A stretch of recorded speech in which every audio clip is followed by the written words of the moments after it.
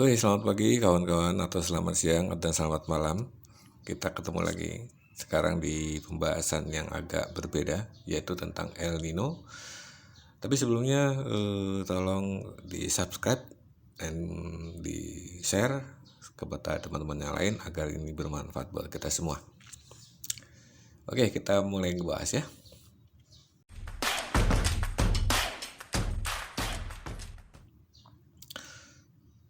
Ada sebuah pertanyaan yang bertanya begini, apa pengaruh El Nino terhadap rupiah? Katanya. El Nino bisa punya pengaruh cukup besar ke nilai tukar rupiah meski jalurnya tidak langsung. Efeknya seperti domino cuaca yang membuat kaget atau menendang ekonomi ya. Secara sederhana begini, pertama El Nino bikin cuaca lebih kering.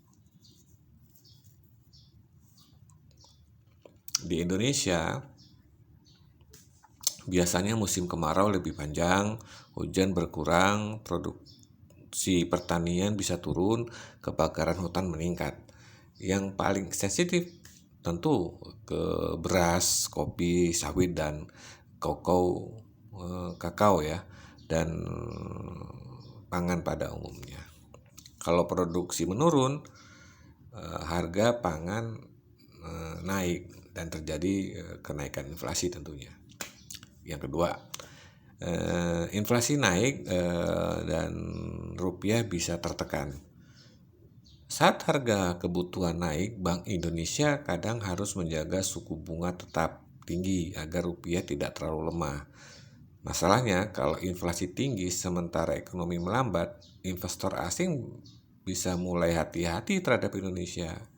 Akibatnya, dana asing keluar, dolar dicari, rupiah melemah.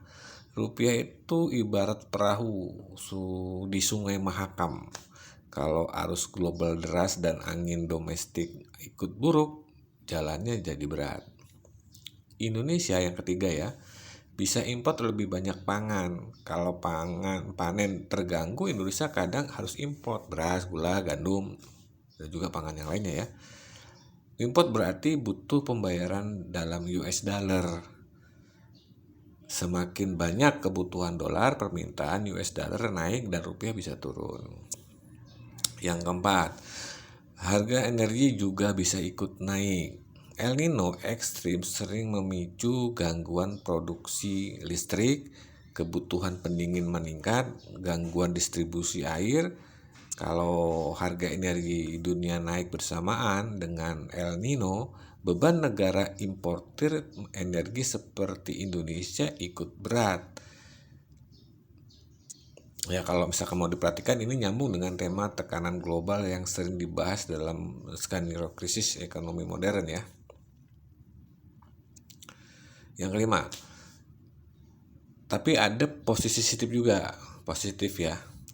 Kadang El Nino membuat harga komoditas tertentu naik. Ekspor sawit atau batu bara bisa terbantu, devisa meningkat tentunya. Kalau ekspor kuat, rupiah bisa tertahan.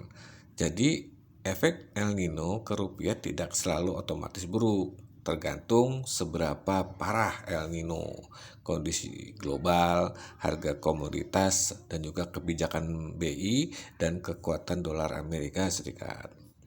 Dalam dunia forex, saat El Nino besar, trader biasanya mulai memperhatikan inflasi Indonesia, harga pangan, import beras, keputusan suku bunga BI, dan pergerakan USD IDR ya.